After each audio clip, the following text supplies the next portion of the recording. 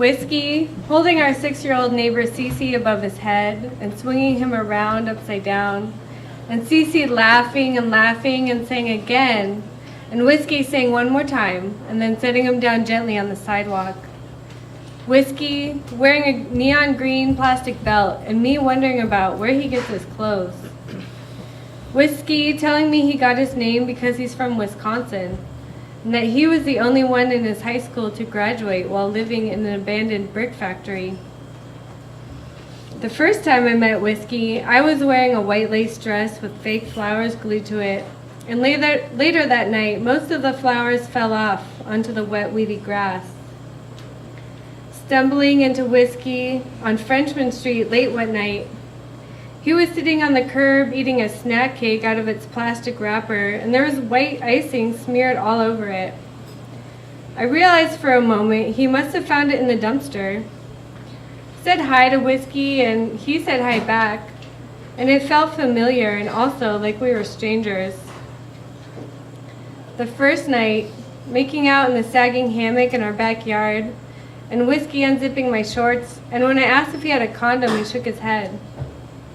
The second night, Whiskey shook me awake at 2 a.m. and said, "Let's go swimming." I was nervous that the security at the car lot across the street would see us scaling the fence to the apartment complex, but they didn't, or they didn't care. The feeling of cool water and the sticky air and the pipe that poured water into the tiny pool and dunking my head under and laughing. Whiskey's hand on my spine and him getting hard and wanting to have sex underwater, and pushing him away and saying we have to use a condom.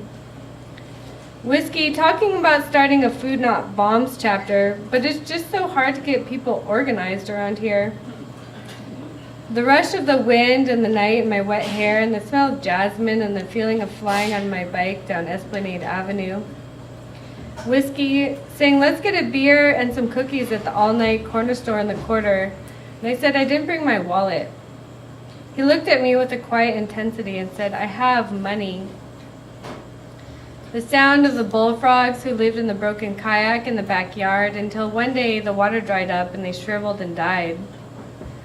The warm swish of the last sips from the tall boy can of Mad Dog as the first rays of sun glared off the rooftops. The X's that marked the date and number of bodies found spray painted on the front of each house. Mold. Covering my head with a pillow at 8 a.m. when Liz listened to her messages on the answering machine because she didn't believe in cell phones or sleeping late.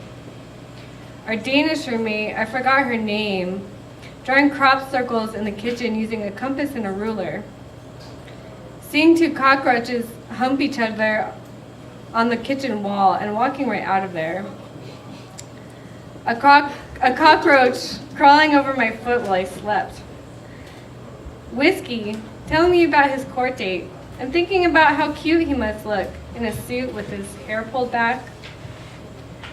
Riding my bike with a crooked wheel and just getting used to it. I saw Whiskey and he said, "Wait here." And he ghost rode it over to the bike collective right before it closed and drew the spokes and brought it back to me. It made me think about what it must be like to have a real boyfriend. Potholes. An old man named Wu telling me I was a mermaid. A man in the Frenchman Street Park inviting Michelle and I to his house for crab cakes and to see the mural he had painted on his walls. At the entrance was a mermaid who was crying, and every day before he left the house he would spit on his fingers and touch the tears to make them wet. Getting a job at a coffee shop because the manager was so impressed that I showed up on time to the interview.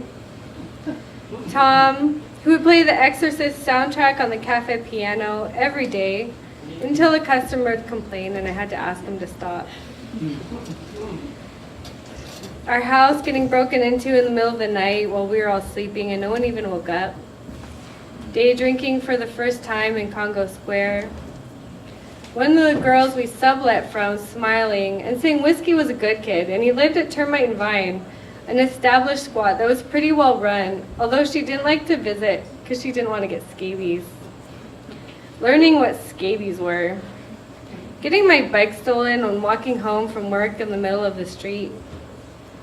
arguing with my roommate about over whether our street was called Columbus or Columbus, and then realizing that one of the street signs was misspelled.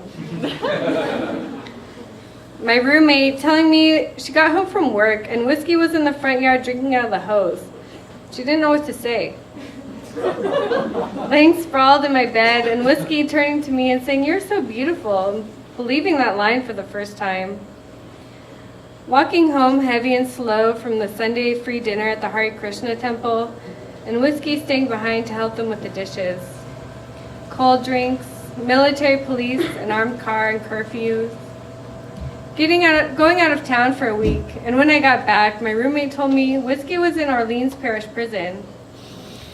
Mosquito bites that turned into pussing yellow welts. Leaning on the counter during a slow hour at the coffee shop and writing Whiskey a letter. I remember drawing pictures all over the envelope, but I don't remember what it said. Ignoring the fungal infection between my toes. Michelle telling me she visited Whiskey at OPP and he seemed fine. But for some reason I never got all the forms filled out. And I was leaving soon anyway. Liz told Gabe, who told me that Whiskey responded to my letter and she had it at the house. I like to imagine what it said, but I never went to pick it up. Whiskey whispering his real name into my ear. Benjamin Patrick Miller. Woo!